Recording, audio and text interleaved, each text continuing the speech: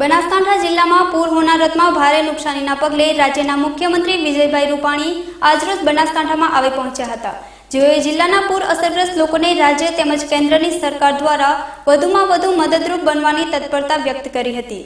તેઓએ અસરગ્રસ્ત વિસ્તારોની સમીક્ષા કરી ઝડપી ગતિએ જનજીવન થાળે પાડવા સરકાર કટિબદ્ધ હોવાનું જણાવ્યું હતું।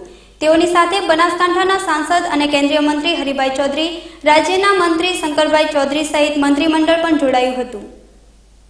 સરકારે શરૂઆતથી એટલે કે 21 તારીખથી જ્યારથી ગુજરાતમાં ભારે વરસાદ શરૂ થયો, સતત ગાંધીનગર કંટ્રોલ રૂમ તમામ કલેક્ટરોને હાઈ એલર્ટ કરીને ઝડપથી આગમચેતી વાપરીને નીચાણવાળા વિસ્તારોનું સ્થળાંતર સાથે સાથે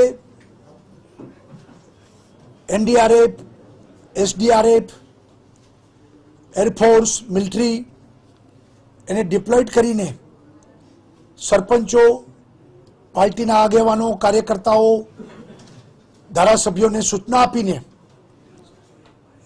ઝડપથી લોકોને નીચાણવાસમાંથી દૂર કર્યા।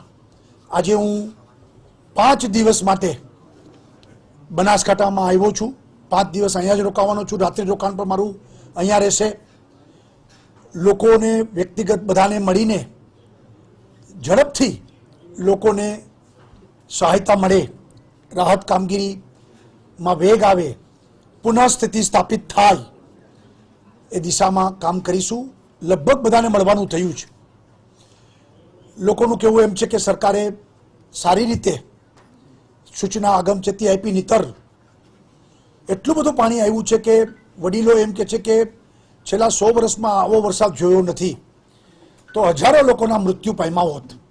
એને બદલે સરકારે જે આગમચેતી વાપરી એને કારણે આ દુર્ઘટના ટળી છે। જે મૃત્યુ 45થી વધુ લોકો મૃત્યુ પામ્યા છે એ બધાને 6 લાખ રૂપિયાની સહાયતા બધાને આપી દીધી છે। જે ગામ ખારિયાણીમાં અમે ગયા હતા, જ્યાં વધુ મૃત્યુ પામ્યા છે, ત્યાં 1,92,00,000ના ચેક બધાને અપાઈ ગયા છે।